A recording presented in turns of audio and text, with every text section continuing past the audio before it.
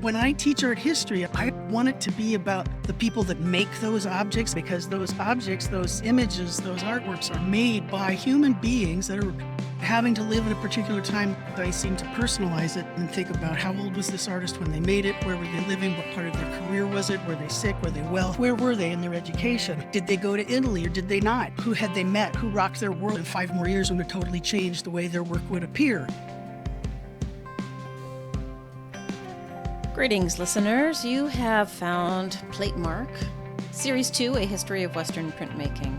My name is Ann Shafer, and I'm an independent curator specializing in prints and printmaking. I am joined on this journey by True Ludwig, who is an artist, printmaker, and art historian, as well as a professor at the Maryland Institute College of Art. We taught History of Prints together 15 times. Hundreds of lucky MICA students were able to see up close and personal hundreds and hundreds of prints that I pulled for them, especially in the print room at the Baltimore Museum of Art, where I was a curator of prints, drawings, and photographs. The History of Prints class taught at MICA has changed its focus, and neither True nor I is involved in it anymore. But what if we could teach history of prints, making it fun and conversational, informational, and lively? No one does it better than True. I thought it was important to create an archive of that class that so many students told me was the best they'd ever had at MICA. So last September, we started with tools and techniques, the social milieu, and finally got rolling with 2 episodes on Albrecht Dürer. We have made our way around Renaissance Italy. We've run through the Protestant Reformation and the Catholic Counter-Reformation, and we've arrived at the last of 3 episodes on Rembrandt van Rijn. It seems like a good place to pause for a moment or two. During our brief hiatus, we will be releasing select episodes from Series 3, the next series, which will be interviews with luminaries from the print ecosystem. We'll return in late summer and pick up with a history of prints then, so don't despair. Today we're talking about Rembrandt van Rijn and his intense output of religious images. Remember, the first episode we hit on the landscapes, and in the second episode we talked about genre scenes and portraiture. So finally we've come around to the religious images. Rembrandt is special because he humanizes the characters from the Bible in a way that no one had before. Whereas in Renaissance imagery, saints and Christ are fairly static and monumental, Rembrandt's figures bring the stories to life. It's as if you can picture yourself in them. I firmly believe that the history of prints is the history of our shared visual culture, and I believe it shouldn't be hard.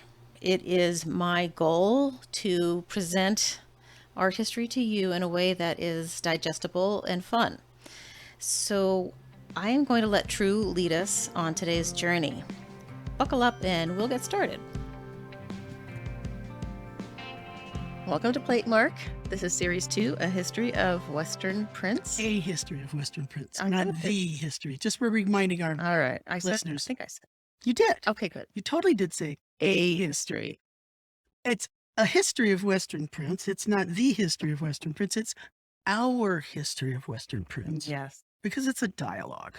It is a dialogue, and I hope I'm adding some color commentary to the whole thing. No, you have to keep me on track. Right. You're the one that asks all those questions. You're that brave soul in the class that raises their hand and said, what does crucifixion mean? I'm that kid. Please be that kid. Okay, so let's do our thing, and then we'll get right into our episode about Rembrandt and his religious imagery. Okay. My name is Ann Shafer, and I identify as a cishet white woman, and I use the pronouns she, her. I'm True Ludwig. I'm a gay, trans, white fella who goes by the pronouns he, him. All right. We're recording this in Baltimore, Maryland at the Purple Crayon Press. Yeah. Booyah. The land of the Piscataway Conoy people. All right, what you got for us today, Drew? Well, this, as we had mentioned, was a history of Western prints, and it is a dialogue between my beloved Ann Shafer and myself, in which we managed to pick apart some of the things that we had to do rapidly in front of students with actual prints, which Anne had so gently, kindly pulled from the collection of the Baltimore Museum of Art to show to a group of about 25 very, very fortunate students, hopefully most of them printmaking majors, but sometimes some other majors would slip in there, sometimes illustrators, But sometimes we'd hook them. oh, that was the whole point. The whole point was to not only have them understand that this is the history of what they do, but also to get them to understand that this is a way to broaden their skill set and understand how other artists had solved many of the problems that they might themselves be facing, and give them an opportunity to figure out just what it was. Why do we know that Rembrandt is such a great artist? And everybody's, oh, he's so great. Why? Because everybody says so. Why do they say that? And so as Anne and I were doing our dialogue, and it turned from not one episode or two, we figured that a Rembrandt would be a 2-episode gig, but it turned out to be a 3-episode Here gig. we are on number 3. So the first episode was, We did landscapes first. I get excited and I forget. We did landscapes first, and then we did portrait and genre. And each of those, both, very good. And both of those were ways of showing the new emphasis on different kinds of subject matters that had come about as a result of the Protestant Reformation. And also a way of showing how art was being used in a socio-political atmosphere that was entirely new up in what would become the Dutch Republic, as they were wresting themselves free from Spanish control to become their own self-governing area. So we're in the 17th century. Indeed. And Rembrandt, who was born in 1606 and died in 1669, oh my God, I just realized he died at the same age I'm going to be in like 6 days. This is hard to take. Holy crap. What have I accomplished in my entire life? Oh my God. Well, shoot, man. Okay. And right there off the bat, that brings me to my first point, which is when I talk about this as being a history of Western art, when I teach art history, I always want it to be about actual people, the people that make those objects, as opposed to the objects as some kind of a thing, a specimen on a wall, which is, pinned up like a butterfly with pins, but to have an actual relevance to the people that made them, because those objects, those images, those artworks are made by human beings that are having to live at a particular time that we don't have any memory of, but that we might get an inkling of. Rarely am I going to want to divorce the artwork from the artist that made it. In many ways, I seem to personalize it somewhat and think about how old was this artist when they made it? Where were they living? What part of their career was it? Were they sick? Were they well? Where were they in their education? Who had they met? Who rocked their world in 5 more years when it totally changed the way their work would appear? Did they go to Italy or did they not? Rembrandt never went to Italy. Never. But he was aware of so many of the Italianate forms of art making and was mindful of those. And why was that? Well, he didn't need to, for one thing. Well, no, I mean, like, how did he know? Because things were being spread with prints. Oh, you think? Yes, it was. And it's true, indeed. Anne is now grinning broadly because of the concept of those paper museums that we had started to see really be generated, particularly by the Four Winds, that publishing house that was founded by Hieronymus. Thank you, Anne. That's for you, Tom Huck. The idea of prints sending the ideas. But the other thing that we had pointed out in the portraiture episode was that there was indeed Italian art coming north. And one of the most famous portraits that we have of Rembrandt, his self-portrait on a stone sill, which he did in 1639. He was a whopping 33 years old, which, that was pretty old at that time for a maker. But, at that time, he is at the peak of his career. He's just bought his big, beautiful, expensive house on St. Anthony's Straat in Amsterdam. But he has seen a portrait by Raphael of Baltasar Castiglione, of this humanist scholar, and he aligns himself with that by visual connection with the same pose and wearing this beret, which is what MICA students now wear to their graduations, which is kind of cute because they're just finding that out right now because graduation is in almost a month. But the idea of being aware of the artist's life to me is phenomenally important. There are those that would say that you only pay attention to the artworks on their formal qualities or just what is being illustrated. But I think with Rembrandt, more than any other artist, it's his portraits, his oeuvre, his painted output mirrors his etching output or vice versa, and those mirror his life, I think, in many, many ways. We have up to 75 self-portraits. Actually, what I'm showing on the screen right here to Anne is that self-portrait that I just talked about of him when he's, showing himself off. It's his business card to Amsterdam of himself as an artist leaning on a stone sill. And the next portrait he does in etching is many years later. It's done in 1648, and now he's 42 years old. And the appearance of this individual is wildly different. In the first one, he's shown himself as an inheritor of the Renaissance, as a Renaissance courtier, gentleman, scholar. And in the 1648 self-portrait, what do you see, Anne? Well, a lot because he's set himself in a dark interior next to a window. The whole thing takes on a darker pallor because the stone still one has basically nothing around it. It's all white space. It's all about Yeah, so yeah, you can only look at him because that's all there is. In this case, you sort of look out the window and I wonder where he is. And we start seeing that he's cast himself in a darkened interior. His face is illuminated by a window off to his right, which gives us an opportunity to see it's as though a window out of his life, into a very sparsely indicated landscape, but that there's a wider world out there. But we're inside with him in this darkened chamber, and we see a middle-aged man. And in those days, that would probably be an older man. He's 42. He's gone through several things in his life since he had sketched himself in his, golden prime. And here he is pensively looking out at us, quite possibly sketching himself on a piece of paper. Well, I would say almost melancholic. Indeed, because by 1648, his life has changed dramatically.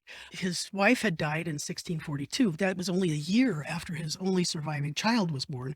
And I also kind of wonder if even those two events, that Saskia had given birth to Titus, might have helped weaken her system, Right. because she was ill quite a bit, and then she dies.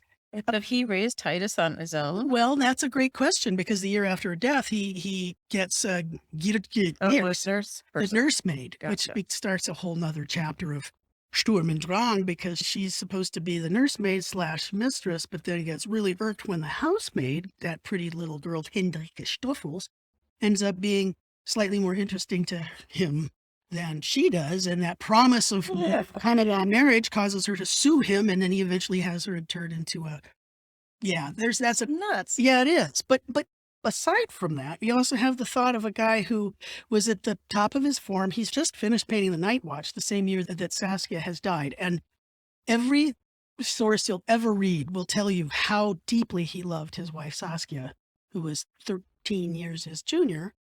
But he loved her, and he sketched her constantly and included her face in many, many artworks.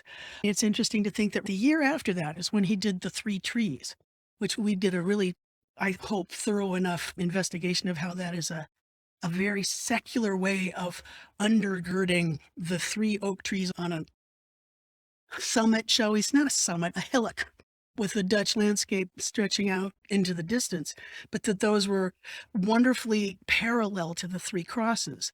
I see himself mirroring his life and the way that he would interpret and make visual the text that he reads so carefully from the Bible. I think that there's a crossover there.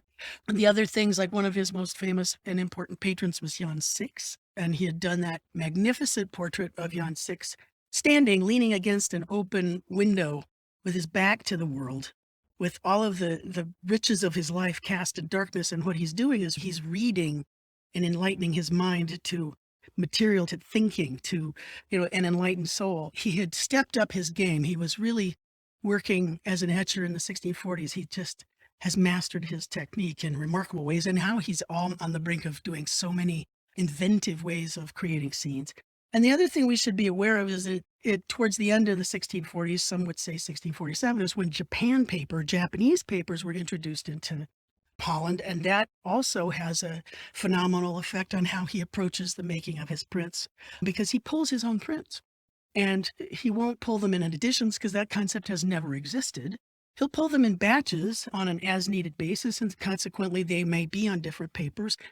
In doing so, they would be differently inked. He would approach them much more as a painter, and he would wipe away certain areas and allow a light to be highlighted in images as he wiped them.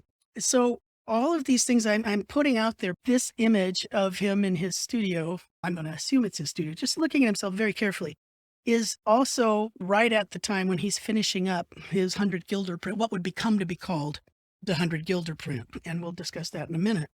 The idea of divorcing an artist from the making of their work, I think, is just dreadful here. It's for me, I take it very seriously. I don't want it to be like when you watch the nature shows, you're not supposed to, the naturalists are not supposed to anthropomorphize some animals. And for instance, when a mother cow is stripped of her calf and she just moans and moans and moans and moans, we're not supposed to think of that she's bereft because her calf has been stripped from her, but it's pretty hard to believe they're not. But it's really easy for us to anthropomorphize the animals.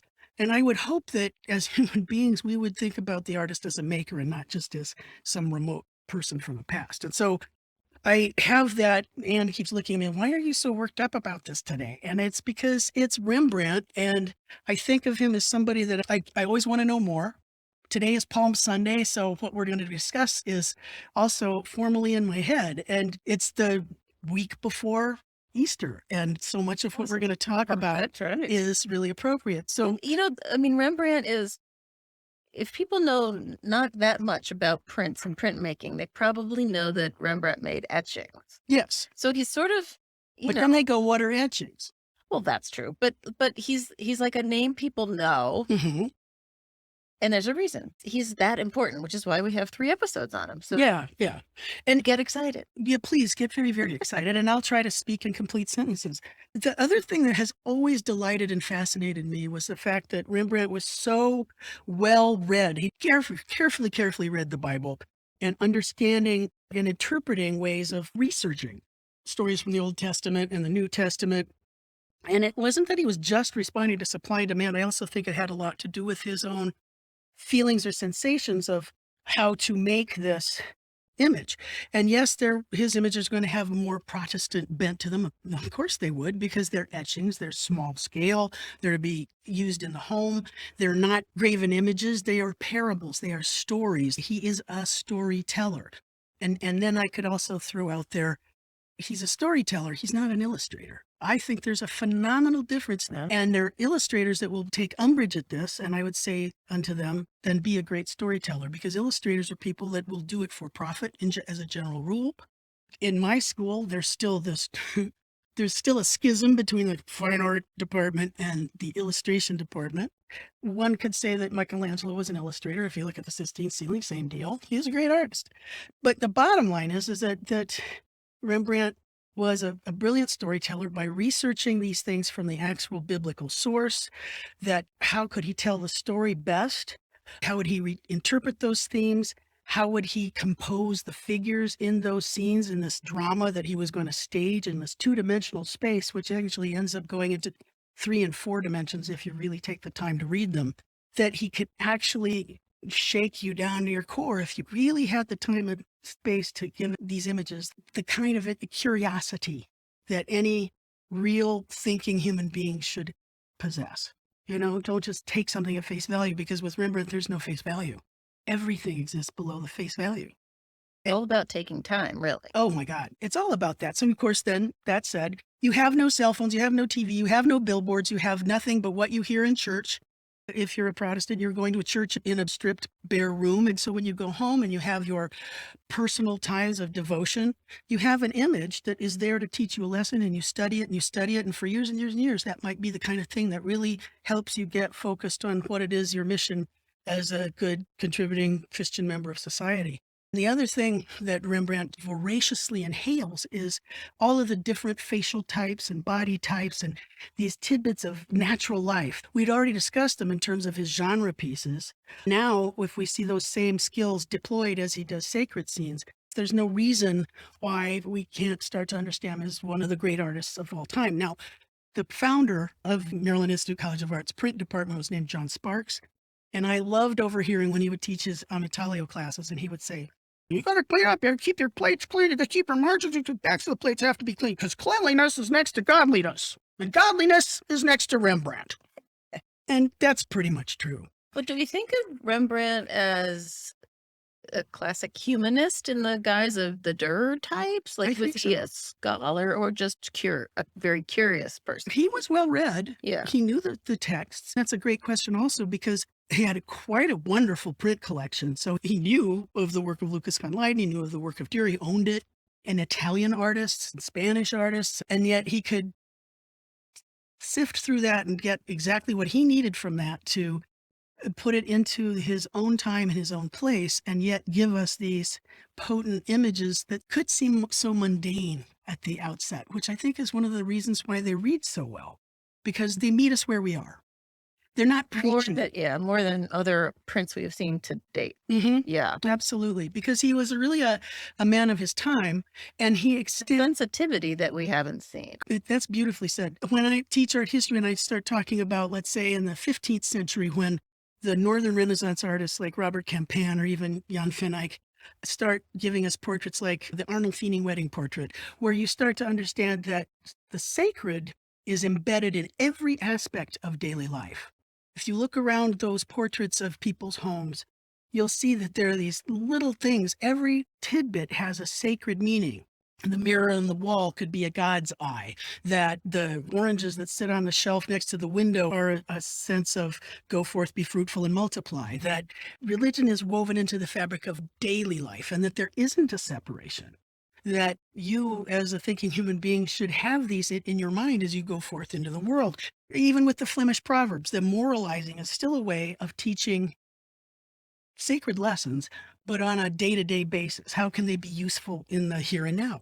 All those portraits that we talked about, or let's say 2 genre scenes that I have in front of us right now. One of them is the rat catcher, which is someone who's doing that nasty task that people need done, going to the door of a more middle-class Dutch person, and there's that sense of charity, of caring for your fellow human being that's implied by that. Or if you were to look at the Goldway, or another print of a tax collector in his glorious interior of his well-appointed home, but that scale is absolutely in the middle ground, and that scale has always been emblematic of the weighing of souls, of the balance between the worldly and the spiritual.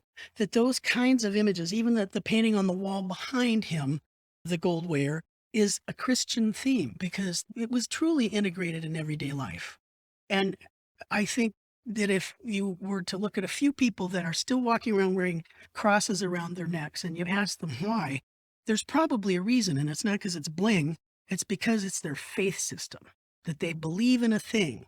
And I think with Rembrandt, it's more borne out than I think any other artist I've really looked at ever, unless it's the Flemish artists of the century before, even more than the Italian artists. I think it's here, it's like where the boots are on the ground. This is what it means to be a true Christian. Well, right. It's more personal. Exactly. Yeah. Exactly.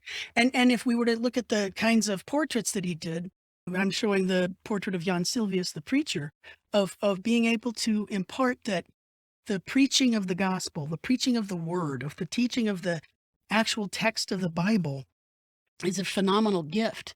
And the portrait I'm showing is a posthumous image that Rembrandt had done, where even the words ring true after that preacher has passed. The scripture still reads true when you look at a Rembrandt sacred image, just as it did in his own time. It's interesting to see where he starts, because what I'm showing now, I'm pairing Rubens' Descent from the Cross. It's a 15-foot tall oil painting that used to be at the front of a cathedral, with its engraved reproductive print done by another engraver.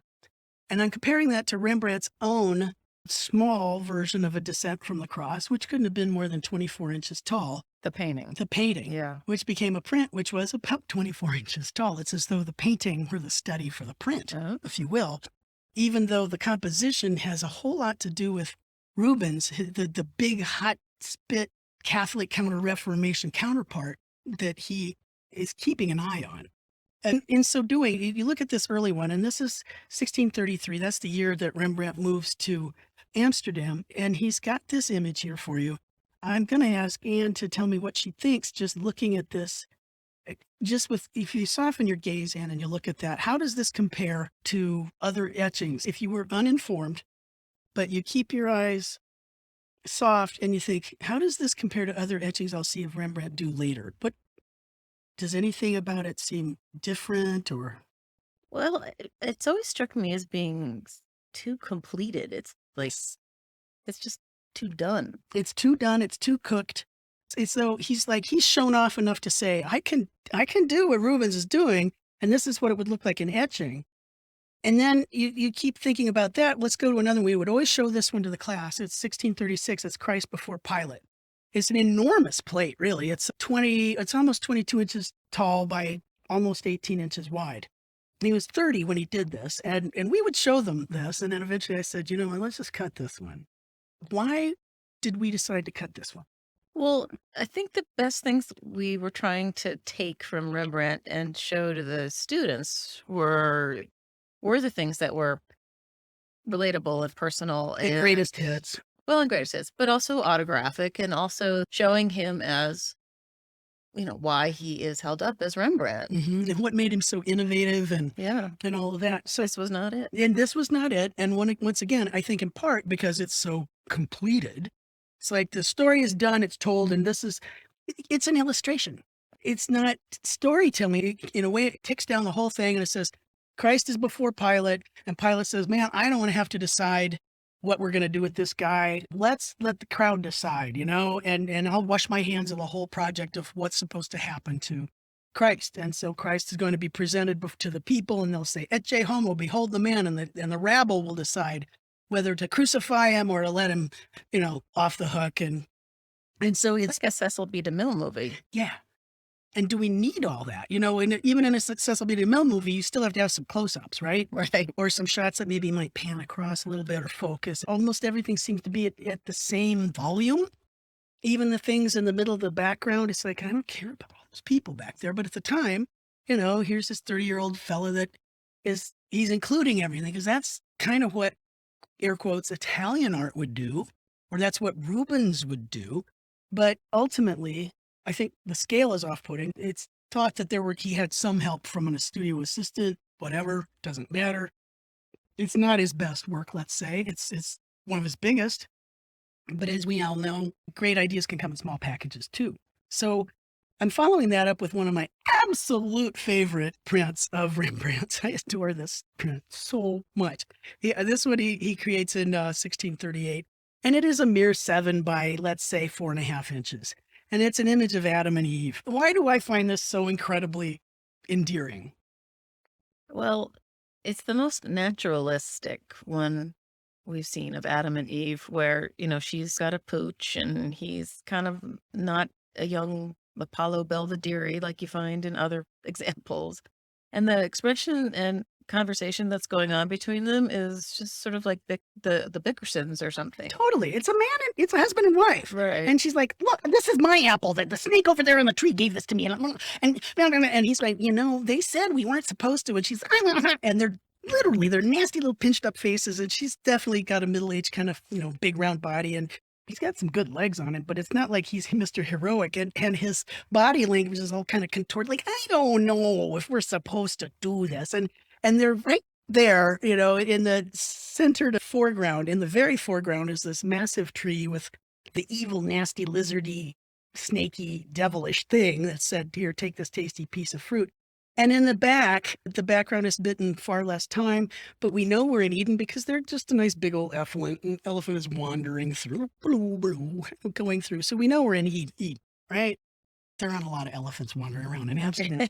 There's this nude pair. I'm comparing it also to Dürer's version of Adam and Eve, which is so beautiful. And as Anne said, there's Dürer's version from the teens of the 15 teens. And Adam looks like the Apollo Belvedere, and Eve looks like it's almost like a Venus, and everything is completed and perfect. It's an engraving, and it's lovely, but it's Well, so like compositionally, that tree smack down the middle. And boom, almost like one would, yeah. And then these leaves, these branches have sort of gone up and conveniently covered their nutty bits. yes. And Rembrandt's like, well, there's a thigh that kind of rode up, so we don't have to look at any of Adam's junk. And well, she's a woman, so you can just show her. Well, and also she's the centerpiece, which is kind of lovely because she looks a little like Saskia. And, you could read that as woman as the progenitor of mankind. Indeed. And if you also notice the way, this is beautifully said, by the way. Thank you. If you notice how the shadow is falling on her, Oh,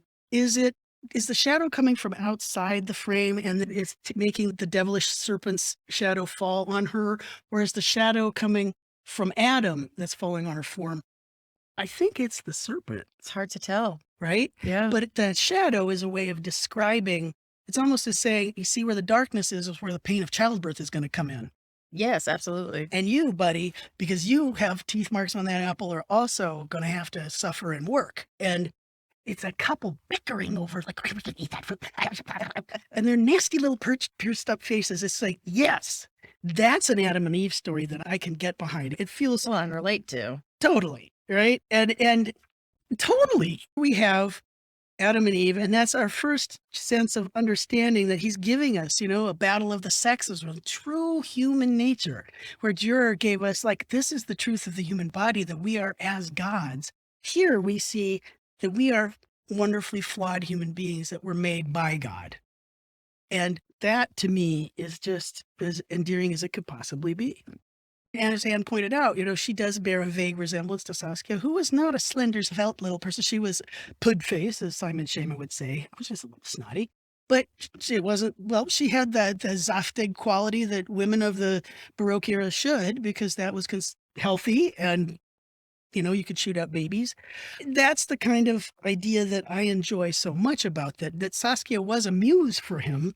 And Rembrandt sketched her frequently, even created etching plates that would look like multiple sketches of Saskia, as though he used an etching plate as a sketchbook page. It could be that he was creating those etchings with 4 or 5 different views on them, because he's not stupid, because he's realizing by this time by 1639, his etchings are now definitely a means of his money making. And people are starting, and so even a page that looks like a sketchbook page was something that could be purchased. Is it purely Saskia? Is it purely learning to sketch on a plate? Or is it also knowing this too could sell? The next image I'm going to show or discuss with Anne is one that, for the longest time, I didn't quite get it, because yes, complete consideration, I did go to St. Olaf College, which is a college of the Evangelical Lutheran Church of America. It's a church school. It had a great music program. It had a really stellar reputation. And if you came from the Midwest, it was regarded as the Ivy League of the upper Midwest, quite frankly. It was a school where you could have 2,000 students with really great instructor-student ratio. It was just an amazing place. And I had opted to go to this school instead of University of Iowa, where I could have been one of 30,000. And it's a decision I still don't regret, even though I'm still paying those loans. But when I got to that school, Hashtag, hey, President Biden. yeah, just come on, just say it's done. Okay. Honestly. Please. I've been paying for 40 years. My 40th reunion is coming up this June, and I still haven't finished paying that shit off. However, when I got to St. Olaf, everybody had grown up Lutheran. I grew up Presbyterian. They got confirmed. I hadn't. I refused to, because I had, chip on my shoulder. But I knew it was a good school. I'm going to go to this school. And I think they knew more of the Bible stories than I did. My way of learning the Bible stories has been through prints. I didn't read the Bible, but I learned about the Bible by, why is this image here? Why was this important? And I go to Ferguson's art through, Signs and Symbols in Christian Art, or Hall's Subjects and Symbols and blah, blah, blah. And I look them up, what's the story here? And so I'm looking at this scene, and I know it's important. The first time I studied for History of Prints, I had 2 weeks to get ready for that first round of that class. Like, why is this important? And I kept looking at it. It's the presentation in the temple, which Rembrandt completed about 1639. It comes from the Gospel of Luke, and it talks about how Christ's parents were required by Jewish law to bring their newborn child to the temple to be presented to a priest. That was a law, and the firstborn sons have to be brought to the Lord's temple within 30 days after birth. It's a law. All right. But only for the firstborn. That's fascinating. Yeah, well, That's fascinating. and it's probably the boys too, anyway. Of course. Anyway, Simeon, who is this old guy, really old guy, had a revelation from the Holy Spirit that he would not die until he had seen the Messiah. And he is an old man he's ready to go, but he's like, you can't go until you've seen the Messiah. And he's the priest in the temple. He's the old guy that is being presented with the baby. Now, I'm not convinced he's the priest. I don't even know. But what I do know is that he's receiving the baby. And that very day, when the baby Jesus is being taken to the temple, he's directed, the Holy Spirit says, go to the temple today. You got to go. So he's like, okay. And he gets this tired little sodden body to the temple. And Simeon is there, and he intercepts I'm not going to say Christ, Jesus's parents, as they're walking toward to the priest. And he intercepts, and he takes the child in his arms. And at that moment, he offers this song of praise to the Lord. He says, now I can depart in peace. If you look at how Rembrandt has staged this scene, where does your eye go first? Well, it goes to Simeon because he's got the darkest cloak on. Right. And he's 2/3 of the way over. And there's a sunbeam hitting him. We'll call it a sunbeam, sure. Jesus rays. Jesus rays. Yeah. And in those, there's, oh, look, there's a Holy Spirit all the way down. It's like, actually, if you think about it, cut an X, strike an X through this composition, and it's almost dead center. But we don't even realize that that's there until the shaft of light hits Simeon. Mary has handed him the infant. Behind Simeon, there are other priests and other churchy people. And in a tunnel off to the left, it's balanced beautifully in terms of light. Rembrandt is using light as a complete storyteller in itself, because there's a darkened arch, but that sunbeam cuts right across it, so you know that the arch is pushing back into the space. And there's some dimly sketched people. There are other folks at the temple, and then on the far left-hand side, there are some other very important figures. They're more fully rendered. But the most completely rendered is Mary and the baby Jesus in Simeon's arms, and Simeon, and his face is rendered with maybe 6 to 10 strokes.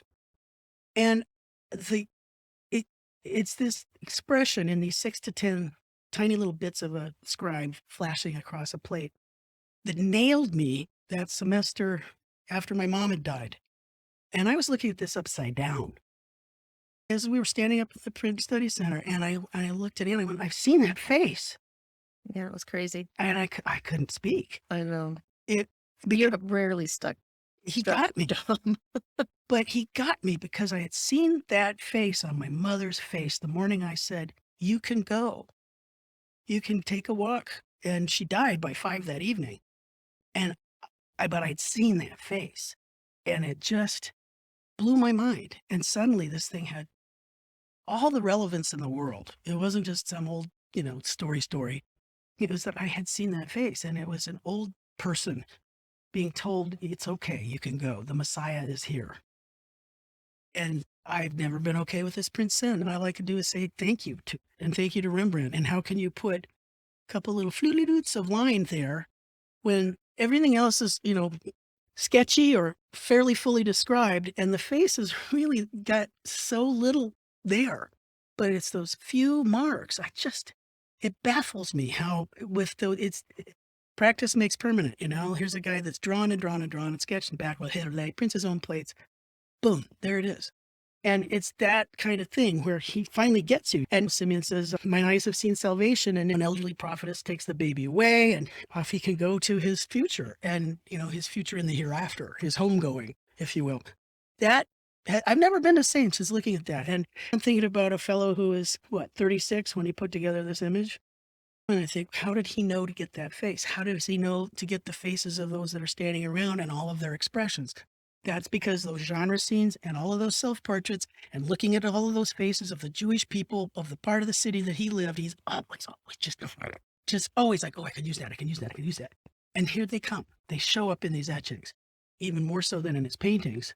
If we were a person in the golden age of Holland, then we would be able to see these more often because we may have owned them.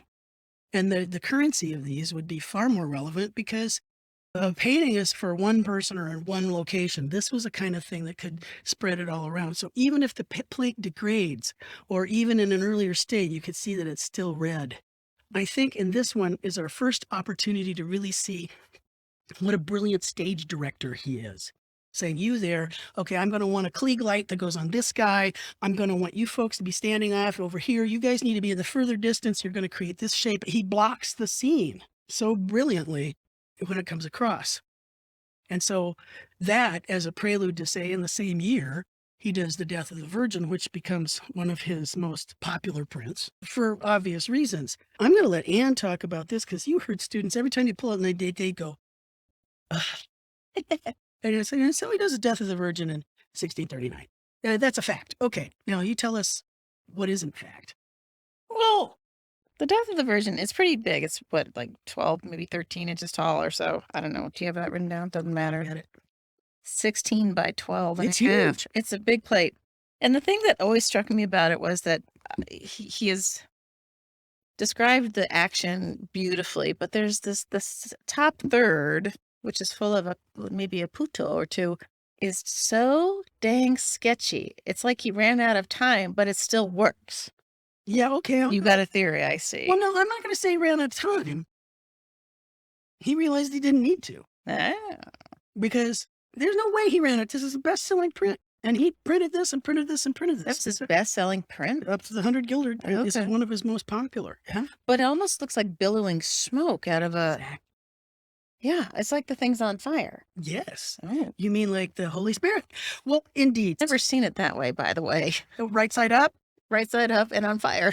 Exactly. On fire is the thing about Rembrandt. It's like looking at a fireplace.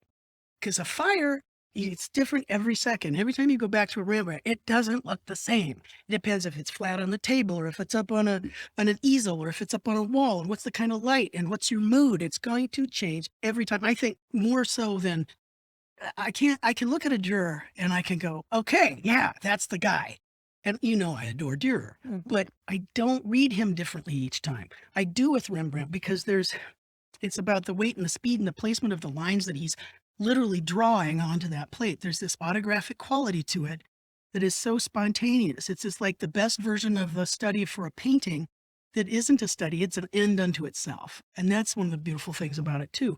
But the death of the Virgin, that's something that most Protestant folks wouldn't talk about much. That's not even from the Bible. It's from the Apocrypha. It's this little extra wonderful chunk that gets added on the end because the Virgin, well, she has to die sometime, right? So we're going to write these extra stories that are really important. And it has been currency in the Bible realm forever. And there's a golden legend written about it.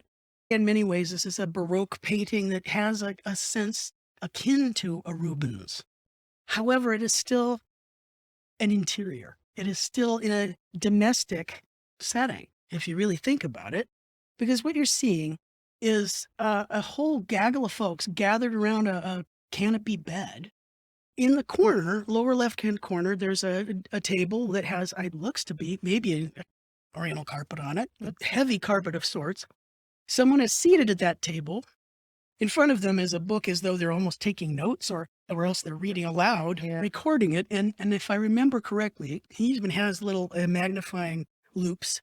And he's the most completely rendered and dressed individual. We look at the back of his head as he's looking on into the scene of this a group of apostles, of disciples gathered around the Virgin who is literally expiring in the bed.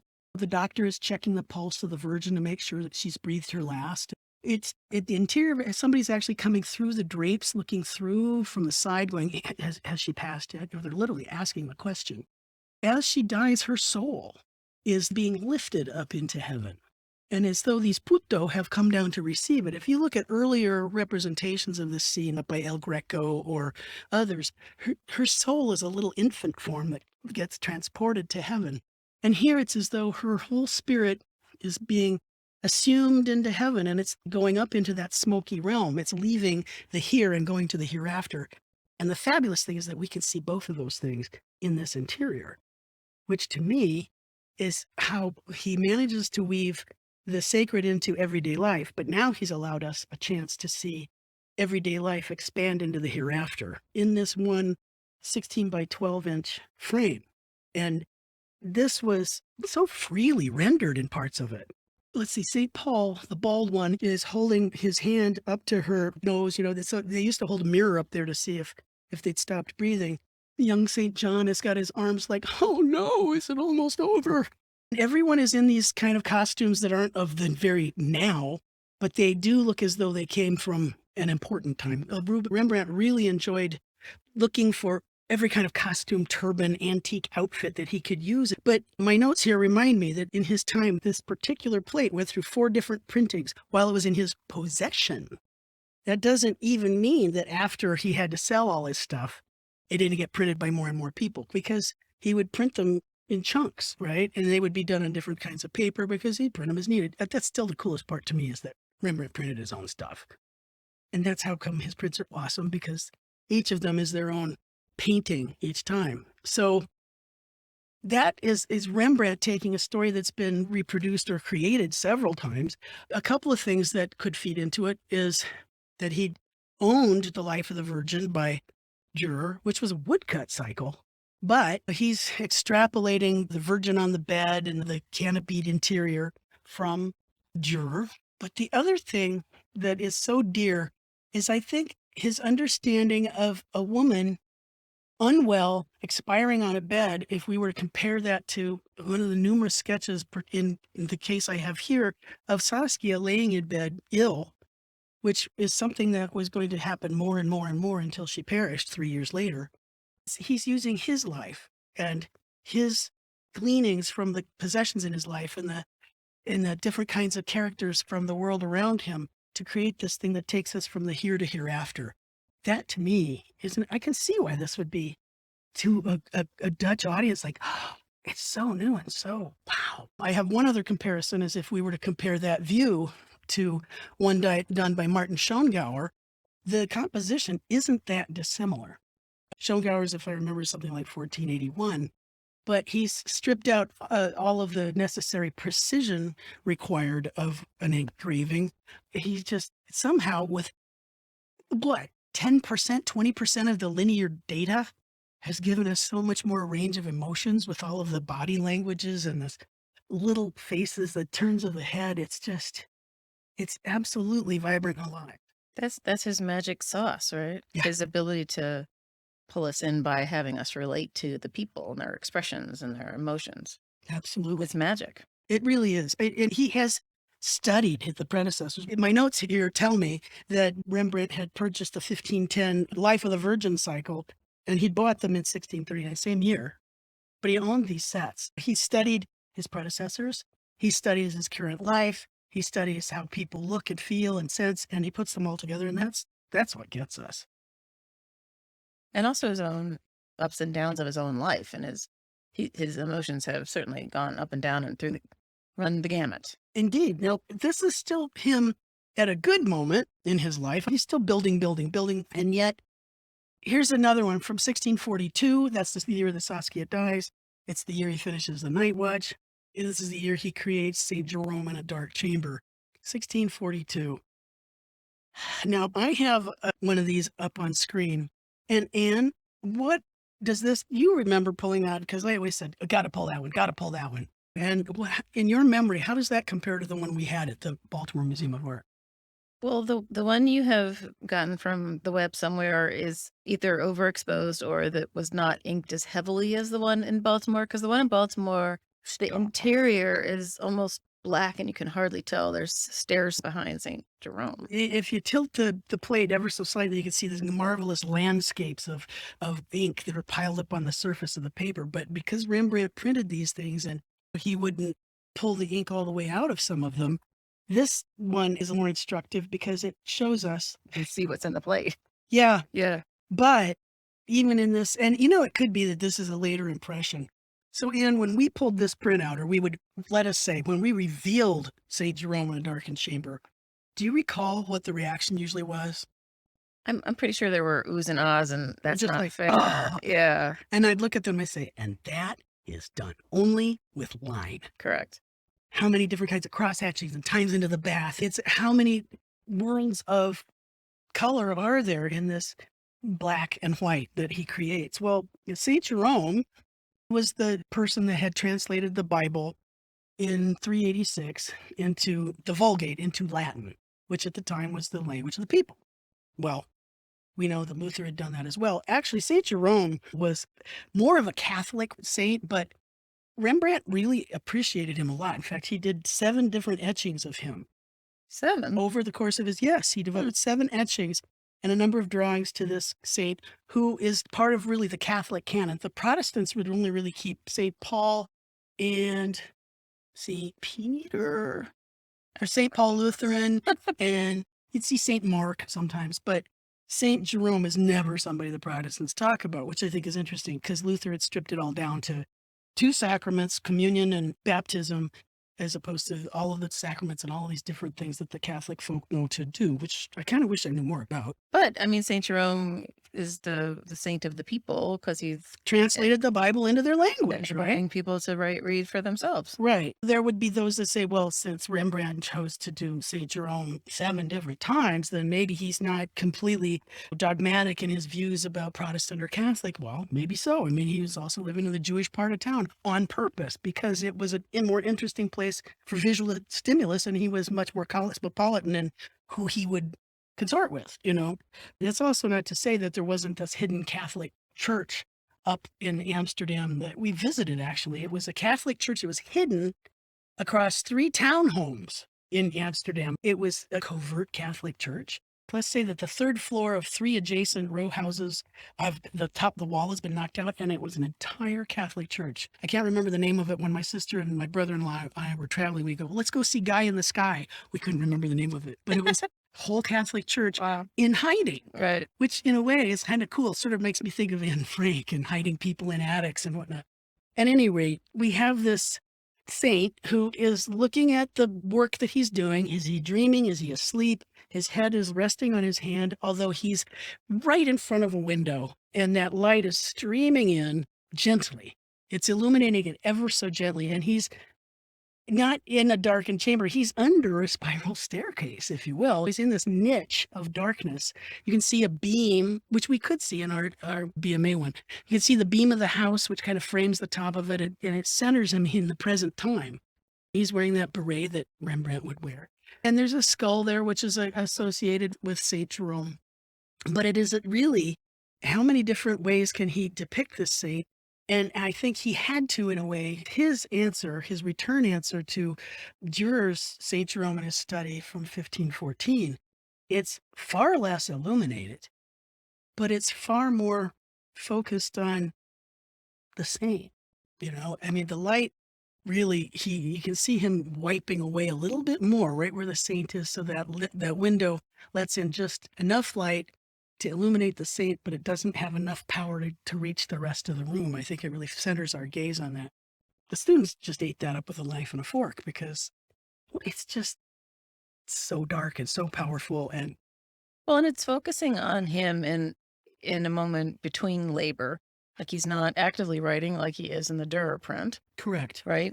He's resting his eyes or sighing heavily, or Some will say, Just yeah, he's sighing. doing his breathing exercises. Who knows? Maybe he's pausing and figuring out Just- how do I make this go from here to there, Maybe he's thinking about the import of what he's doing. It's, as we have been saying about Rembrandt, much more personal. And you, the viewer, can plug in whatever you need. Is he tired? Is he frustrated? Is he pondering? Is he asleep? Is he any one of these things? And in the And it Dürer, there's humanizes the saint. I mean, absolutely. like he's just like us. He just happens to have saint in front of his name. Yeah, pretty much. You could just call him Jerome in a darkened chamber. And it's another opportunity for us to just see how you can totally understand how when Rembrandt is wiping his plates, what he can leave or let go of. It would be wonderful for you to be able to see a very tightly pulled wiping and one that's much more it's got a lot more plate tone left on it. And you can see that those are all Rembrandt decisions. Okay. Uh, I'll find some. Yes, you will, because you're the one who's so awesome at that. Now, that's that meaty year when Saskia dies. The next thing he's going to be working on it, some sources would say that his most famous print was something that he was working on from 1639 to 1649.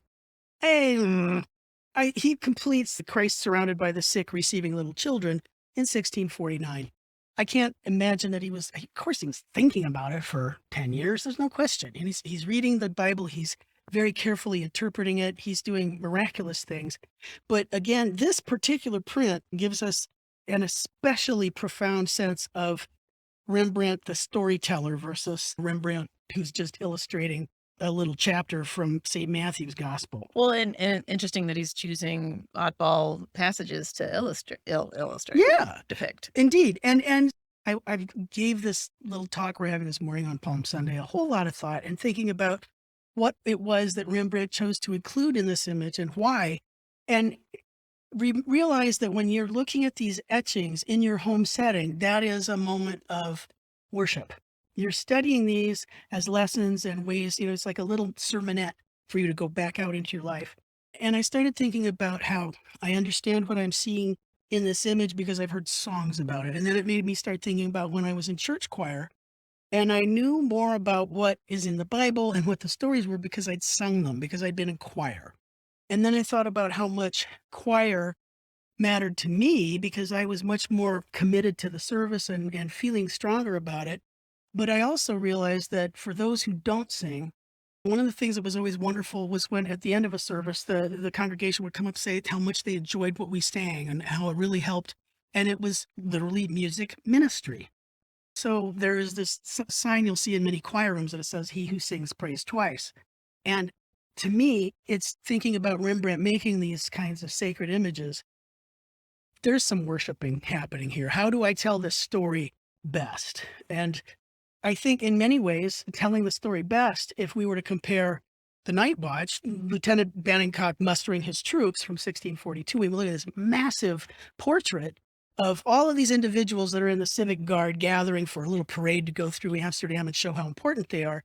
And we were to compare that to the way Rembrandt chose to depict this particular scene from this story from chapter 19 of Matthew's Gospel, you start to understand how many hundreds of decisions go into this image, which is quite delightful. No, it's actually quite riveting. It is 11 inches tall. It's 15 inches wide. It's pretty damn big print. It's a horizontal print. It's Rembrandt having figured out pretty much everything he'd ever need to know in terms of etching. This is what puts him on top of the pile, without question. Let's say that you didn't know the story, Anne, and you were just looking at this picture like any student in history prints. And you're looking at this thing, it's almost a foot tall, it's 15 inches across, and they're like really happy because they can actually see it from where they're seated before they get up and look at it with their microscopes and like, oh, get all excited. What strikes you when you look at this? Well, for me, the compositional light dark values shift from left to right. Like everyone on the left is super well sketchy, but also that means they're brightly lit. Mhm. And it comes to Christ in the center, who is emanating light as he does, and then it sort of drifts off, and there's shadows falling across the foreground, and that cavern behind Christ has always intrigued me. Like, what's back there? What is that form? And Mhm. I don't know. I feel like, oh, look at the shadow of the hand of the There you guy. go. Oh, you just got that. Oh, Mm. well, I've been looking at this upside down for 20 years. I know, right? And that's the thing. And you start realizing, oh, that's one of his, He does that. he does that. And remember when we talked with Peter Milton, he goes, I don't want it to become a Milton mannerism, but Rembrandt's smart. And he figured that one out. He started figuring out that lighting. And I pointed that out to you earlier when Adam and Eve, and he starts understanding, oh, how can I imprint the importance of this character onto this next layer? I can use shadow to restate it. Right. But you don't get there right away. Right. Mm-mm. So you're looking essentially at a wedge of light from left to right. It goes down and it gets smaller and smaller. And then all of a sudden it's cut off by a vertical strip, which is a doorway of some sort with a bunch of people. It seems like that's inside. There's a whole wedge of dark in the lower right-hand corner. And Christ is just off center, but he's pretty much on the X axis of this image. Is Christ surrounded by the sick, receiving little children? Well, if anybody says it's a 100 guilder print, you go, well, why? And it's because this is a print that earned triple digits in guilders when it was purchased at a time when most etchings would be somewhere below 10 guilders. Wow. Most etchings were maybe 1 or 2 digits. Wow. This was 100 guilder prints. One of my sources said that that's what Rembrandt had to pay to get that plate back after it had been sold. And another one said that that was the price that it received in 1711. Either way, it was 100 guilders. Yep. Let's see. A pseudonym story from 1711. Rembrandt had to pay 100 guilders to get an impression of his own print. Oh, not the plate, but a print. A print of his own Oh. print, after everything's gone. It's So it clearly was his most admired etching in the I 60s. thought it was that was how he's making money by It was his prints. printing. It is. And that also, by the way, remember that he bought that big expensive house, in 39. And he said, yeah, I'll be paying this off. And he still hadn't paid it off. And he still hadn't paid it off. Eventually they have to move into a different apartment. He still hasn't paid off that stupid house. He's still getting in trouble for it. In 1642, if I remember correctly, the guy that sold it to him is saying, hey, can you pay for this house? He's not even living there anymore. And eventually he has to sell all of his good stuff. And eventually he has to auction off all of his good stuff. It's really a dreadful story. Well, here we have an opportunity to see that it was etchings that could keep him paying the bills. It's not that he wasn't painting portraits, because he was. It's so smart because in some respects, there's an intelligence to how he's what he did. And actually, I'll be honest with you, the more reading I've done very recently, it was understanding like maybe he was making those kinds of etchings that look like a gathering of sketches, because by the time this is getting printed in 1649, he is known as the etcher guy. His work is something that people definitely want. Well, let's see why it is that people want this image. So Christ surrounded by the sick, receiving little children. It's a stunning print. There's no question about it. It's big. It went through several printings. I would say to you that even if he'd never painted, this would be enough for him to have had a career. Also, by the way, he got paid to paint the Night Watch. He got paid 1,600 guilder. That's a lot. That's only 16 of these etchings. I'd love to know what that is in today's dollars, so I can wrap my head around that. You have a good time figuring that out. Well, get it up while you're talking. Stay with me on this, boss. Stay with me. So this is a combination of etching and a little bit of engraving, a Buren digging into a certain spots, and dry point, because Rembrandt would be using more and more dry point as he moved along. Etching gets the image bitten into the plate. Dry point is an opportunity to drag a scribe through the plate, and it pulls up a burr and it creates dark spots, but it'll wear down after 11 to 15 printings. But he's got all of this going on. So let's think about what we're seeing here. Christ is in the middle. His hands are slightly upraised. He is emanating light. We can tell that because behind him there seems to be some kind of a cave or a darkened area. Is a mountainous, rocky kind of an area. And to have that darkened area behind him helps the light of him, of his spirit, gleam forward. If we were to read it from left to right, there's a whole gaggle of people. I tend to think that they're arguing Pharisees. One write-up would say it's a bunch of Pharisees gabbing, like, what the heck is it he's doing? And why is Christ allowing all these sick and little the people coming? He should be talking to the great people. And then you start looking around him and you see a young man who's approaching him with a turban, who's very well clad. He's walked up to Christ and said, he's a rich man. How do I get into heaven? And Christ is essentially saying it to him. A rich man has as much possibility of getting into heaven as a camel does to pass through the eye of a needle. You're going to have to give away everything to be able to get into God's heaven. But let the sick and the wounded and the halt and the lame and the children come unto me. Those are the blessed. And he will bless them. And the gaggle is, how can this possibly be? It is indeed a parable of Christ's absolute mercy and ministry. All of those sketchily done figures on the left are not the important characters.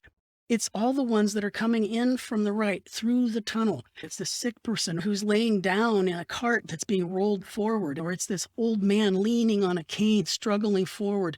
It's this old woman who's fallen on her knees in front of Christ, and it's her hands held up in prayer, whose shadow is being cast onto his robe, which is the first time I noticed, I got such goosebumps.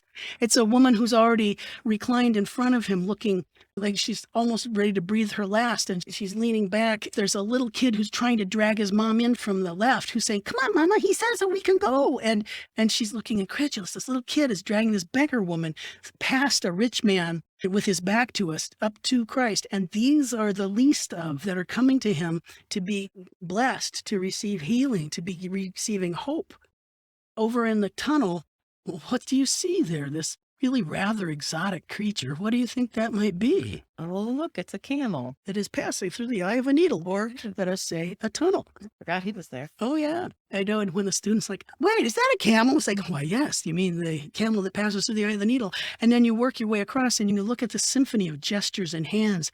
There's this guy that's reaching, saying, come to the halt and the lame. And he's bringing them forward. They all lead right up to Christ. St. Peter's on one side of him, the bald guy who's trying to guide traffic. If you look back to the left, this whole gaggle of folks that might be squabbling Pharisees are also sometimes interpreted to be disciples, which I think is fascinating because I thought, are they? I thought they were squabbling that nasty people. I read this article by Blake Gopnik in the Washington Post. And if you look at them, they're actually in the positions of some of the apostles from the Last Supper, Leonardo's Last Supper. What? Yeah. Look at them. There's yeah, I know, right? Yeah. Yeah, that's. And then you go, wait a minute, is that the wealthy man or is that the wealthy man? See the rich guy here with his back to it? What's cane? What's the thing that makes us notice him? His dark hat. Which is the shape of a what? It's a beret. It is? You saw it in Yeah. Okay. And if you look at what he's holding, you'd see, is that a cane? It could be, or it could be a maul stick. It could be the stick that a painter uses to rest his hand on. Holy shit, that's him. Yes, it could very well be Rembrandt, who's on exact opposite end as those that are the blessed. He's as far away from the blessed as he could be. It's as though, is this a self-portrait? What? Yeah. Oh, shit. And so I know. And all through all of this, you're going, but wait. And everything has a meaning. Here's Rembrandt assembling every morphotype, physical, facial, state of human being. And then he still has time to throw in a little dog that's like going, huh? Looking curiously at things. He's looking at little bits of nature. It's amazing. And then you think, oh, wait, so this pose of the Virgin Mary, oh, wait, that's just a woman who swooned. Wait, is that a Virgin Mary who's swooning at the foot of her child? Because if you raise Christ's arms up just a little bit more, then it's a crucifixion. Because it's a prefiguring of his sacrifice. Sure. And then we got all of this going on.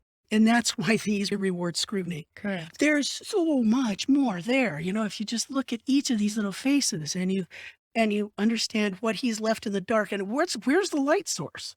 Is the light source, how is it that they're getting light here? How did it manage to reach the woman's hands to project onto him? Right. He's got internal light. We've got light coming through the tunnel just a little bit where the folks are coming in. It's so filmic. Yeah. It's so that idea that only the truly faithful can enter heaven with their childlike innocence and they have nothing of the material world, that they don't buy indulgences. They just need belief and they are amongst the chosen. That is a storyteller. That's somebody that would get us at the word jump. And thank goodness that it's 11 by 15 inches, because then you have to look at it and look at it. If it was 15 feet tall, somebody's yelling at you. You can well, that's too big. I can't take it in. Right. It's sitting in your home on a wall, or you pull it out every so often and you study it. And that's when you start to understand why this is so freaking amazing. The beret on Rembrandt, possibly from back here. I was reading that hat as being attached to this face that's in front of the figure, not that his face is turned away. Like I was reading it as a really odd shaped hat. No, but now you realize, now in your defense, but you start realizing that he's standing with his hands clasped behind him and he's not watching the lame and all the halt come through. His head is turned to look at the argument. Right. So he's misdirecting, or is he saying, this is the problem? What you need to do is that. And or maybe separating himself out as not worthy, or Indeed, exactly. Right. Because it's after Saskia, and he's at this point, I think there's a middle-aged man who is becoming very aware of some of his own shortcomings. And I think in some respects being mystified as to how this could have happened, Sure. Again, But with that kind of talent, you would think he would be sitting pretty. Right. But artists are the best at doing the money thing. Okay. But we also, which we haven't mentioned, is that there seems to be a dog in just about every one of these. Why not? Okay. That's everyday life. How do you get, hey, look, there's the dog. There's a pooch. And then when there's the pooch, then some little kid will go, well, what else do you see? That's my wit. It's a hook. Of course it is. To me. Yeah. Or squirrel or something like that, right? So to me, for Christ receiving the little children, that's brilliance. That's one of his biggest etchings. The other thing it's interesting to do is watch as he wisens up. Rembrandt wisens up over the decades, or what does he let go of as you get older? What is it that we tend to learn to do as we get older? We hopefully learn to let certain things go. When we think back to that, you compare this and how much is in this print compared to that early Christ before Pilate. Yeah. From what, 13 years earlier? Whoa. Right. Okay, this is A+ student. That's like it's a solid B. Good job, dude. Yeah. He looks like anybody else, You right? have fulfilled the assignment. Yes, but have you satisfied the assignment? Have you satisfied yourself? You certainly haven't satisfied me. However, the idea of how much somebody figures out, Linda Holtz is the one that put this one on my radar. If we take the story of Abraham and Isaac, and we look at how Rembrandt took this Old Testament lesson and set it in motion for us, there's a really sweet version of Abraham and Isaac which comes early in his career, maybe 1637. And it's just so sweet. It's old Abraham, the one that was going to really try to do God's bidding. And here's Abraham, and he's, caressing his little son, Isaac. And Abraham's obviously an older dude, but look at this little kid. He's like, you let him squirming around like a little, it's like He's a toddler. he's a toddler. He's a little kid. He's getting caressed. And and it's so fun to see a little boy hands here too. This is a child that's squirmy and interesting. And yet Abraham is looking towards us like one would, an older person, like, see what I've got here. What I see also is this comparison of this beautiful aged face and this little impish. In fact, I think we could almost compare one of those expressions from one of those portraits that the little bitty ones. Mm. And we have this older Abraham in his heavier robes, and behind him, just a lovely little piece of landscape with some plants behind to just bring our attention right to old and young. But then let's take the story to the point where Abraham has been told that he has to sacrifice Isaac. And God has said, if you really believe in me, you have to take your son up to that mountain and you're going to have to sacrifice him. What God would make you do that? Well, the one that's in the big book that people believe for centuries. Oh. So this is a wonderful etching. This was always exciting to be able to show our students all three of these, basically one from each decade, the 30s, the 40s, and the 50s. So the 30s is this lovely little genre scene. It looks like grandpa and a kid, even though it's an old guy and his kid, because it's the Bible. There's a whole story behind that.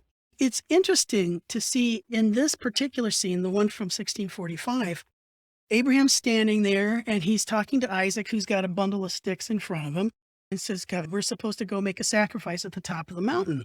And Abraham's pointing upward. And the son's like, okay, right, okay, but where's the sheep? And Abraham's pointing upward like, well, God will provide. Mm. The kid doesn't know anything yet. This is before the big moment, right? So we're standing in this beautifully rendered, the landscape is coming in from the lower left and bringing our eye in, and the trees are bringing our eyes into the center moment. It's the innocence of this child. Like, okay, well, what's all right. And then a decade later, we have the sacrifice of Isaac. And comparing these two, what's the difference between them? Well, the 1655 Abraham sacrifice is showing Abraham with the knife in hand about to do the deed, and an angel has stopped him. And do you see how the image on the left is essentially two verticals? It's just like a march of verticals. It's a nice grid, bop, bop, bop. And the one from 1655, it's an X, and it is as turbulent as it could possibly be. But how much more rendered is it? Less. Far less. Far less. Way less. Think about it. Look at the darks and that little details. It's a little fussy. Yes. It's 1655. All this tough stuff has happened to Rembrandt. And here we have Abraham. He's got Isaac bent over his leg. He's got the knife outstretched. He's going to have to gut right across Isaac's throat to sacrifice him, because God has said, you got to sacrifice your son, your only son, to prove you believe in me. And he's ready to do it. And the angel is sweeping and he's literally grabbing Abraham's arm going, wait, you don't have to. God says you don't have, just as a test. It's that penultimate moment, the height of the emotional opportunity, right? Imagine the state of this man, ready to slice the throat. He's been told he has to do this to prove his faith. And the angel has literally, it is in that moment. It is split second. That's that Baroque kind of instantaneous from here to hereafter kind of thing. And yet there's so much drama in there, but there's so few lines. And it's that kind of simian thing, like, how dare you be able to imply all of that? And he's even pushing his lights and darks less, but he's doing it in such a way that the knife has been highlighted because the dark was added around it to kind of pop it forward. The angel's wings are helping us go shunk to that moment where it's all of the nexus of action is right where the X crosses. Abraham's covering Isaac's eyes with his hand so he doesn't have to see that he's about to cut his throat, like sacrifice him. And you can even see the sunlight or the light, the Holy Spirit coming in from the upper right. How much did he let go?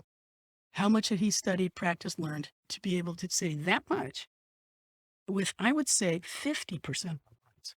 Yeah, for sure. And also, it's so interesting, the one from 1645. I mean, what a sort of mundane moment in the story to depict. But it's like, well, God will provide. And to me, it's almost an ambivalent thing. It's like, well, we got to do this thing. It's like, he told me to do it. It's almost like, why did you do such a terrible thing? I was told to do it. We've heard that before. Yeah. But, God provides and the story goes on. But just see these three images in proximity and look at how someone's life has unraveled and maybe the sacrifices that he had to make or the difficulties he had, and wondering, hoping perhaps that he could be delivered also. It just gets better and better. In his making, yes. Yeah. It's almost as though the madder Van Gogh got, the more brilliant his paintings became, Right. and at such personal cost. Yeah. So we have those kinds of thoughts happening, and that gives you a sense of the Old Testament. We're back to the New Testament now. I wanted to bring to your attention the Christ being presented to the people. I wanted to talk about how much Rembrandt could change an image and how fearless he was in doing so. Christ presented to the people is an image that he created in 1655. Pontius Pilate was supposed to decide, and he says, no, I don't want to have to make the decision. And here is this image. Well, it's a beautiful grid, isn't it? It's absolutely a grid. It certainly doesn't feel like back then architecture, does it? No, it seems Middle Eastern, Egyptian, Greek sort of. Okay. Wait, what are you looking at? I'm looking at these very kind of weirdly Dutchy looking windows. Oh, windows. But it's then a strange mélange. It is a mélange. Very nicely said. It is a mélange. And exactly. In the middle half, because it's not exactly a quarter, the middle half, we have this, it almost looks like a pylon temple, but then there are these bizarrely classical, characterized, or Atlantids if they're boys. In there, we have Christ being presented to the people. There's this poor fellow who's got his hands bound, and it's like Roman theater. It totally is like Roman theater. And then we have these big turbans and whatnot. It is like a theater. They're up on a podium, if you will. And all the townspeople are standing below, and then they're supposed to decide, who are we going to kill, this man or Barabbas? And the whole decision of what's ecce homo, behold the man. What are you going to do with him? And so we have this very theatrical kind of a sense. And we have typical Rembrandt-esque, kind of wonderful velvety lines. We have some dry point. We have things that are etched in. We have look at all the flurry of activity and all of those. You can almost hear the rabble, right? And yet he is still pushing darks back into, it's almost like a choice. Like if you were to look at the Last Judgment at the Sistine Chapel, there's the wall. If you go out that door, that's the hell door. And if you go out that door, that's the good door. What'll it be? Well, this is the first state.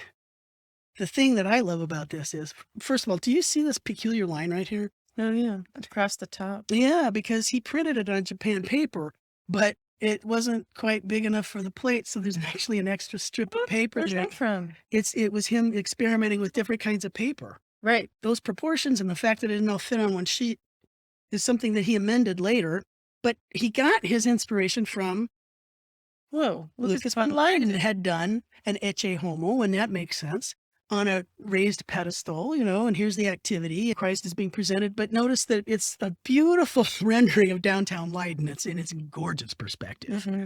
And the whole Christ scene is, well, it's perspectively appropriate in the middle distance, but it's all more about the rabble, and it's all about how wonderful Leiden looks.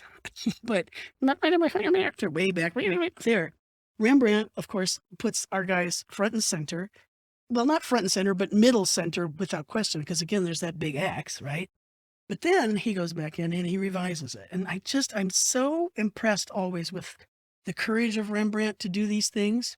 Why, look, it's so convenient that the top of the plate was no longer necessary. So that was not telling anything. So he's essentially stripped away the top of the first state and shrunk the scene down much closer to the moment where Christ is standing in front of the crowd.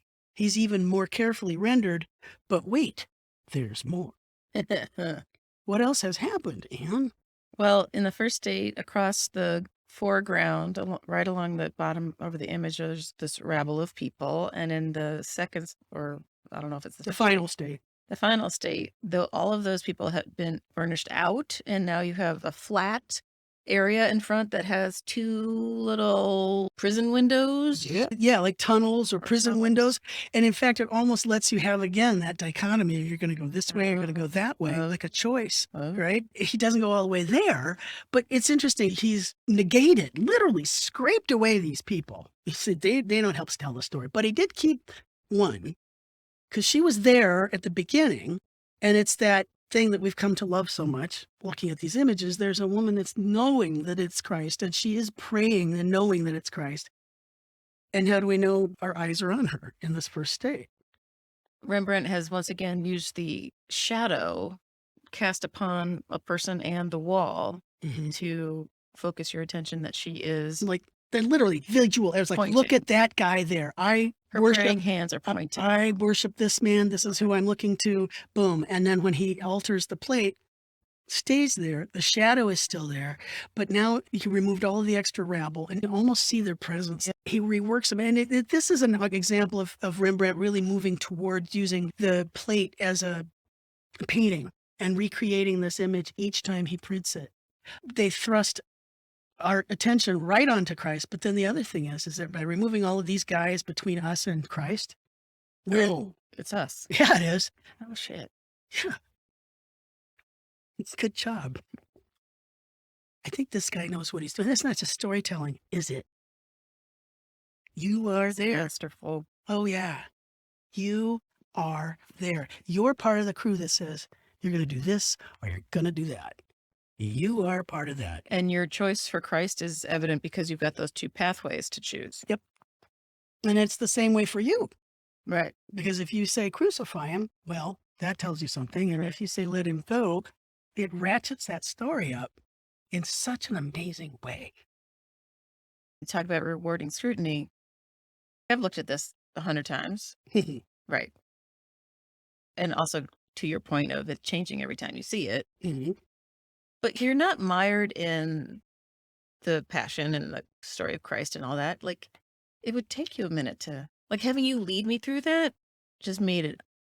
That's one of the problems. So we just need to carry you around in our little back pockets when we look at prints. You just pretend that you're living in Holland in 1655 and that this is how your society that you fought for.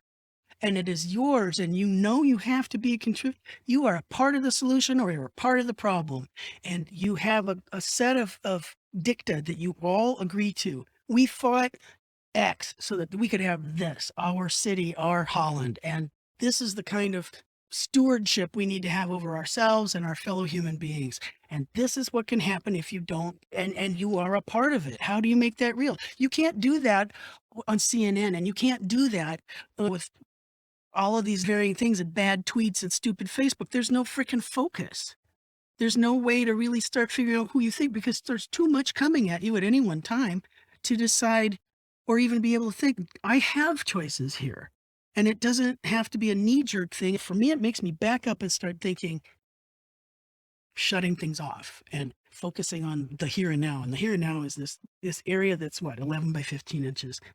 In this world, I might be able to take the time to figure out. It's just. But even if you don't believe in Jesus Christ and all of that stuff, the idea of judging others, it's all about it's all a part, yeah, absolutely. The social contract. Because you still have somebody who's before a crowd being judged. Right. That's the jury, right? And so who gets to be the jury? The ones that scream louder, the people that have the bigger guns, the people that it takes us all of those different places. So we've been going on a while, and I'm going to close with this one thing that I think has everything to do with how Rembrandt's prints have everything to do with his life.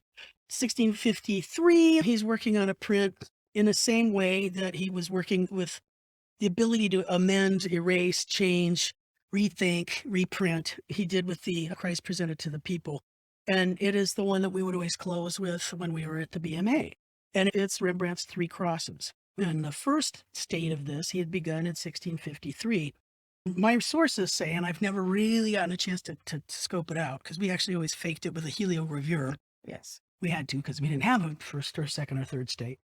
but we Can't have everything. no, but it's okay because we had a fourth state. At least we have four states. And I'm not okay. All you hopsters from before, Gotta make we totally faked it. We said it was, Didn't we tell them it was a heliogravure? and they're like, "What's a heliogravure?" I said, "Just listen to the story." Okay. Well, heliogravure was a 19th century way of reproducing an image with some sort of magical photographical essence, and it really did look like a convincing reproduction of a Rembrandt first state of Rembrandt's Three Crosses. Three Crosses is, according to every literature I've read, is entirely dry point. What? Exactly. Whoa. Yeah. It's not true, isn't it? Yeah, it could be. It's a huge plate. It's like Yes. 18 by 24 or something. And, we've seen him using this dry point throughout and periodically having to bolt it up. And we know, what do we know about dry point, Anne? It does cool things, but it doesn't last. It degrades rapidly. Rapidly. But there's so many of these out there. Mm-hmm. Well, all right. So here's the thing that I find fascinating. It's the Three Crosses. We're looking at a crucifixion. It's Golgotha, the place of the skull. We're looking straight on, and it's actually quite balanced. In the dead center, you have Christ crucified on the cross. To his left, there's one of the thieves on another cross. To his right, there's another thief crucified on another cross. Beneath them, in the middle strip, almost like a Dutch landscape, frankly. Mm-hmm. Because I was always having to look at this upside down, too. Right. But is the crowd that's gathered around Christ and the thieves. And then in the foreground, there are darker figures towards us. And in the lower right-hand corner, there's kind of a cavern. In the center bottom, there are two figures that seem to be walking off towards that cavern. The light is this V, an inverted V that's streaming down onto the Three Crosses. Of course, the bulk of the light is going straight down onto Christ. This is the first state. It tells us a whole lot about how Rembrandt's thinking in terms of light and shadow. Thinks of light as an autonomous force, but it is. The light is always an actor in these. It's not just people. It's the light and the whole composition that he uses to create this activity. Christ died for your sins, and here he has died, and he is your hope for redemption. And this particular state, it's said, comes from the Gospel of Luke, is just after Christ has died. He is now the Christ. And he's died, and the two figures in the foreground, one of them is Nicodemus. As they're going down to ready the tomb was what Nicodemus had donated to put Christ in after his death. Now, in one respect, I got to give Rembrandt credit. He would work the plate. He'd print up a bunch. They'd get worn down. He'd go back into the plate. He'd work it some more, print up another bunch. By the third state, the plate was to the place that he actually liked it enough that he signed it. The first and the second state, he did not. Oh, is that right? Yeah. Huh. So the third state, he did actually sign, which tells you a lot. So, as I say, he printed them in batches and then he'd revise them. And again, there's no concept of an edition. It'd be so hard to go like, okay, search the world over for all prints of this particular plate, right? And if you were to look at the final state, you would wonder if it is even the same piece of copper. But what's also fascinating is in this particular version, we have the Three Crosses, and depending on the paper or vellum, in one case, it really gives us drama. Let's see if you hit me with some stuff. I've just given Ian really marvelous. This is the one that's printed on vellum, so that very juicy, yummy this tummy. is the impression at the National Gallery of Art in Washington, D.C. on vellum, which is a special object. It's delicious. Well, for one thing, it's not on paper, it's on actual animal skin. Yeah, and Like a sacrifice unto itself. Right, and the ink sits differently, and it's just, as True would say, scrumpy. Mm. Yes. As in delicious. Right, so this is this the second state? It's the third. Third state, okay. Yeah, so things have shifted a little bit. The cone of light has changed a smidge. There's more circular cloudness going on, I think, on the upper left. Mm-hmm. It does seem to start beroiling more. Yeah. These figures that are in the foreground that are very dark on the left are turning away. They're walking away. Because Christ has It's all done. and The spectacle is over. His last words are, "Unto you, Lord, I commend my soul." And right. They're away. It has happened. It's over. Right. And there are those that would say this kneeling centurion has, I said, oh, this truly was the Son of God. This is the centurion who skewered him in the side to make sure, is he dead yet? And that's the moment that the spear hits the ribs is when, boom, this truly was the Son of God. He is He's converted. completely. Okay. It's after the fact. Right. Let's go to 1660. And we think about what's been going on in Rembrandt's life. And he's taken this plate back up. And let's think about, the hardships in his life. And now that he's living in that ramshackle little house across from the amusement park, because he's already gone bankrupt the year after he starts this.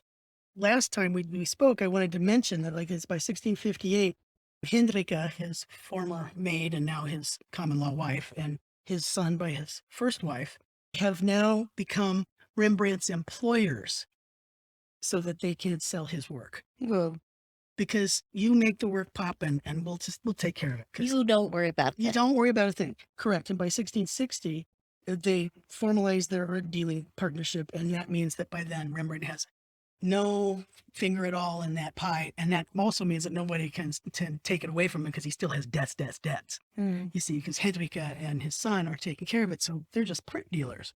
And you can't get any from Dad. You can't squeeze, blood from a stone that doesn't have any blood, right? Which is smart. It's a fascinating thing. So he goes back into this plate. And I think of it as a human being who goes back into it.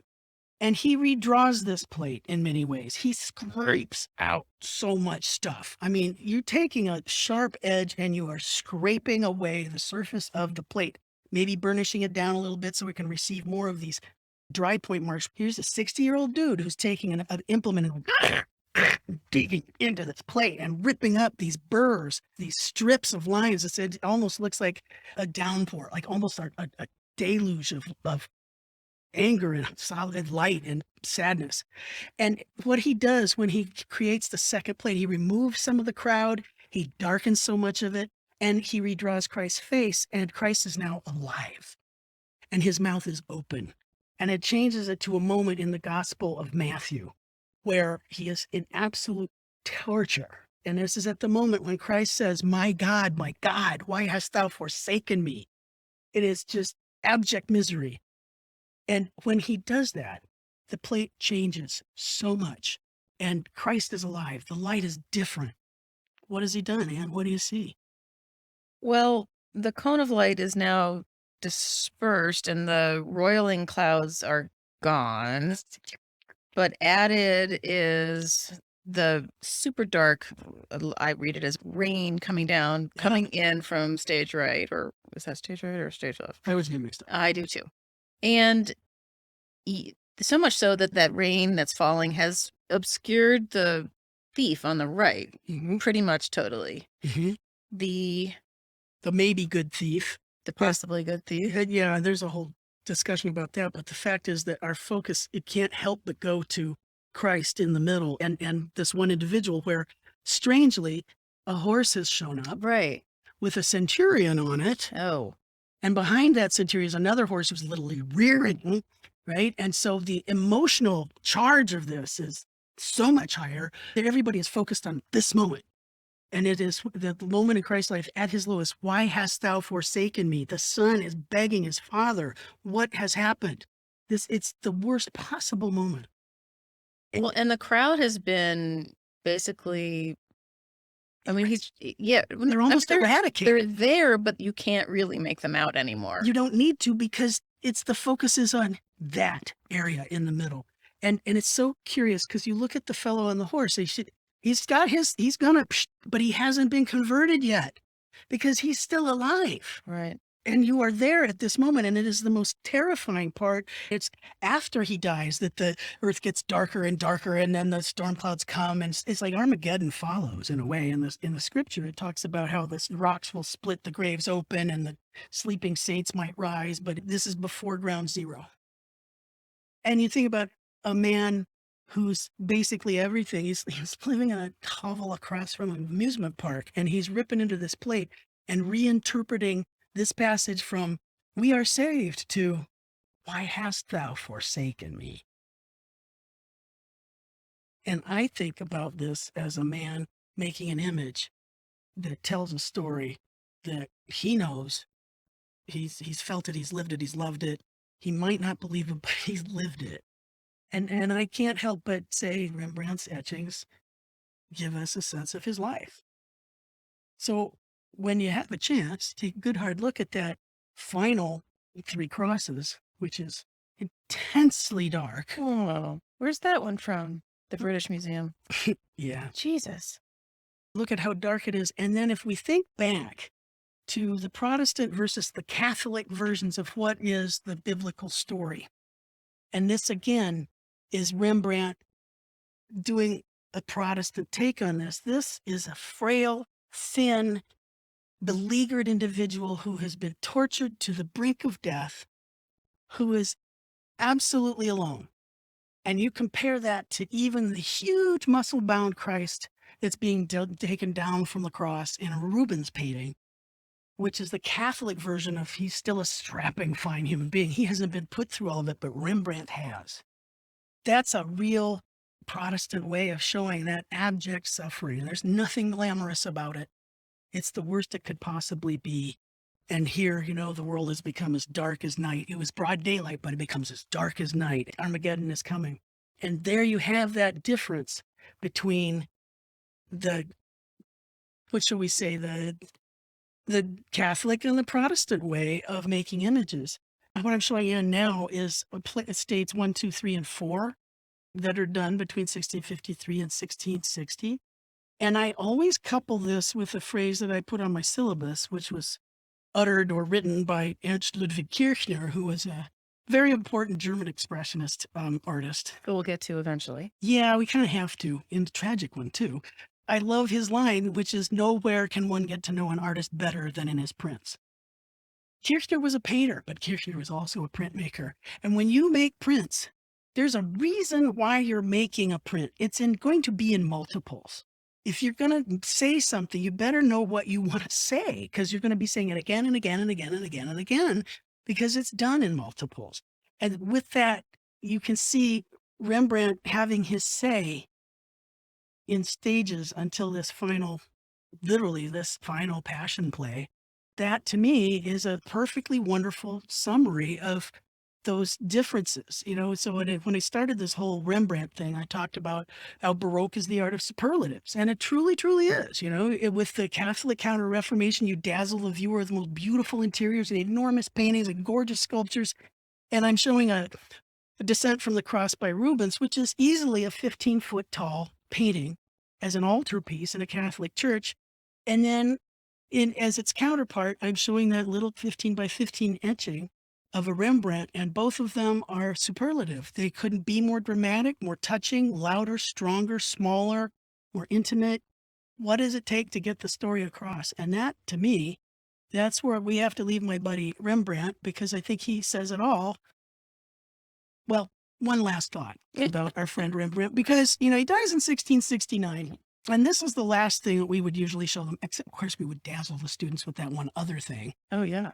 The thing that the Print, Drawing, and Photograph Society had helped the Baltimore Museum of Art purchase. The Baltimore Museum of Art bought a Rembrandt etching plate. A plate, an actual piece of copper. They did a large sale of multiple plates by Rembrandt in, I think, 93.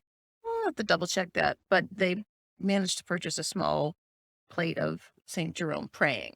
Look, a St. Jerome. But the fact is that there are my students looking at this talisman there. It is this piece of copper that this brilliant artist had put his hands to and his etching scribe to, and it put the acid to it, and it had been printed. And to have that is one thing. And here's the thing that blows my mind. Rembrandt's, by 1751, Rembrandt's fame had not dimmed in any way but his very naturalistic portraits. People just weren't grooving on those in the 18th century. Like the Adam and Eve, much too homely, much too naturalistic. But his etchings were so well revered that he was the very first artist to have a catalog raisonné that was put together in 1751. In this etching revival, that Rembrandt had this phenomenal resurgence in the third quarter of the 18th century. And again, in the 19th century, the whole etching revival that we'll have joy talking about in the 19th century goes back to wanting to be as Rembrandt. So after we'd shown them the etching plate, then we would show them this really tragic assembling of ugh, this is so hard to look at. It makes me hurt. So there's a guy named Bailey, William Bailey, who gets a hold of the plate for the 100 Gilder print. And because, Just one vote for canceling your plates. indeed, I think that's why whistle canceling the plate, right? You can, no more will be pulled. So Bailey cuts it up. First, he does some posthumous restrikes, but then he cuts it up. Like, here's a piece of Elvis's hair. Here's a piece of Elvis's, Or like a saint's fingernail. indeed, You like all those. relics. Thank you. And here we have this sad relic of this plate. Here's a little piece of the rabble. Here's some people coming in. Here's the center part. And when Bailey etches, he touches up the plate, and it's really ghastly, and he reinforces the shadow behind Christ's head, which looks like some bizarre hat, although he didn't screw up the Rembrandt figure very much. But there it is, and you just go, holy, I mean, that's disgusting, but it also shows how important Rembrandt was. And the last thing I'm showing here is a page that I found from the net where you can get this chunk of the 100 Gilder print as wall art or home decor or as a carry-all bag or stationery or a beach towel. The fact is that he still has some sway. And so I wanted to give you a closing line from one of the other people that I end up realizing I'm in no way worthy of discussing, Rodin, who had said, "Compare me with Rembrandt? What sacrilege! With Rembrandt, the colossus of art? We should prostrate ourselves before Rembrandt and never compare anyone with him." Which is kind of true.